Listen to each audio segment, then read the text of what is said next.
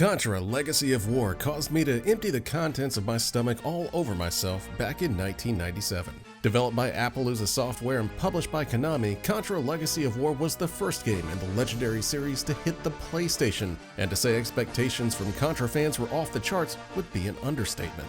Just thinking about the jump that we got from Contra on the NES to the Super NES was enough to get us sweating at the idea of what could be possible on systems that were now fully 3D capable.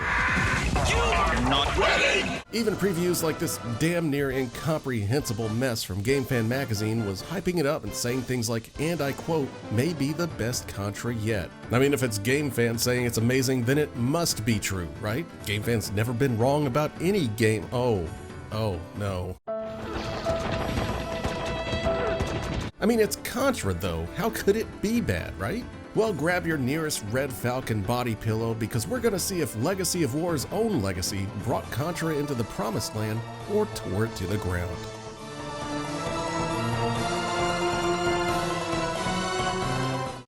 Start up Legacy of War and you get one of the most generic CG opening movies ever made, as a fighter jet gets blown up for whatever reason, and that's about it. No explanation, no aliens, no cool army guys shooting said aliens, just a jet blowing up. I guess you're supposed to notice that our heroes are being jettisoned off to the ground below just before the jet explodes, but it's certainly not very obvious. Remember when an entire city was nuked in the opening of Super Contra on a system that couldn't even play full motion video? And it was completely awesome? Well, let this be your first warning of things to come. Once you make it to the title screen, go ahead and press start to get whisked away to the most European-looking animation you've ever seen on a character select screen, as the 4 selectable characters jerk and sway in and out as you choose them. I gotta say, these may be the most uncomfortable-looking animated things I've ever witnessed in anything. But we'll get back to why you're even picking one of these guys in a bit. So go ahead and just choose whichever stroke victim looks the least awful for now, and get ready to blast some next-generation aliens. Get into the game, and besides an ever-growing sense of dread, the first thing you'll notice is that the legendary 2D action of previous Contra games have been tossed out in favor of an overhead shooter more like Commando or Ikari Warriors. But unlike those classic games, as soon as you try to do anything in Legacy of War, you quickly realize that something has gone terribly wrong here, as your character and enemies jerk around the screen in a spastic cry for help. Your character can fire in whatever direction you're moving, but you're jittering around so much trying to dodge everything that's coming at you that it's almost impossible to reliably hit anything. You can at least press the R button to toggle strafe shooting on and off, but this only makes things slightly more doable. Thankfully, you can at least still grab better weapons via gun pods, but even that's way harder to do in Legacy of War since jumping to shoot them out of the air is damn near impossible at times thanks to some of the worst jumping ever put into a video game. And even if you do manage to shoot one down, you're only getting one of 3 predetermined weapons that each character is locked into.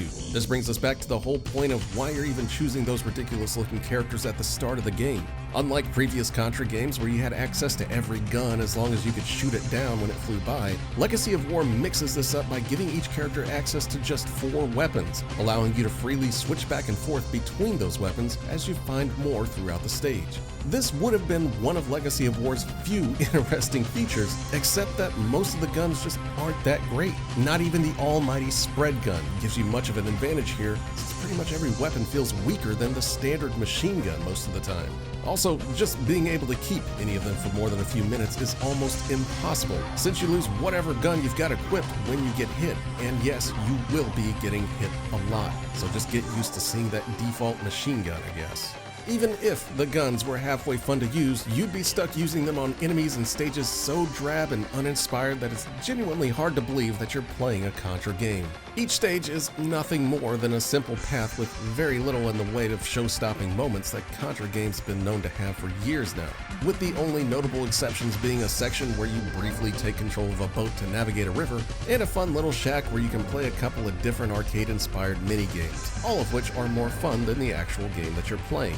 The stages are at their worst though when platforming is suddenly required to progress, with the game's already horrendous jumping that we just mentioned, and an impossible perspective making the prospect of just jumping from one platform to another a complete guess if you'll even make it or not. Even the act of completing a stage is made unintentionally hilarious by the sound the game makes when you beat one.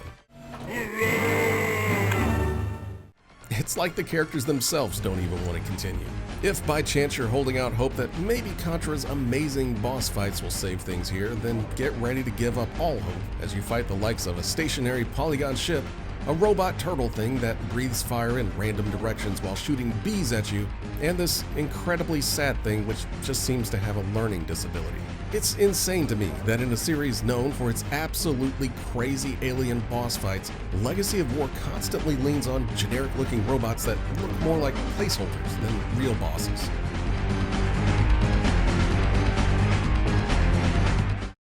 If the gameplay, graphics, stages, and everything else wasn't already bad enough, the camera is in the background doing its best to make you physically ill the entire time.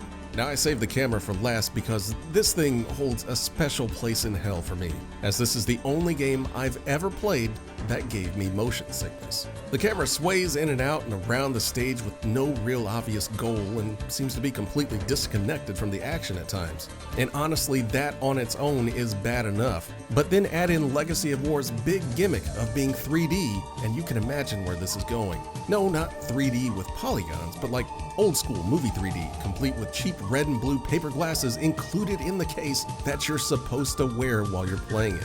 And if you think Legacy of War already looked bad, well, get ready for it to be soaked in a red and blue haze that makes the already odd perspectives and swimmy camera literally painful to view for more than a few minutes. Quite literally for me, as it only took 5 minutes before I was running for the toilet, which is where I would have thrown this game if I wasn't so busy barfing my lunch into it. So really, thanks for that, Legacy of War. I'll never forget it.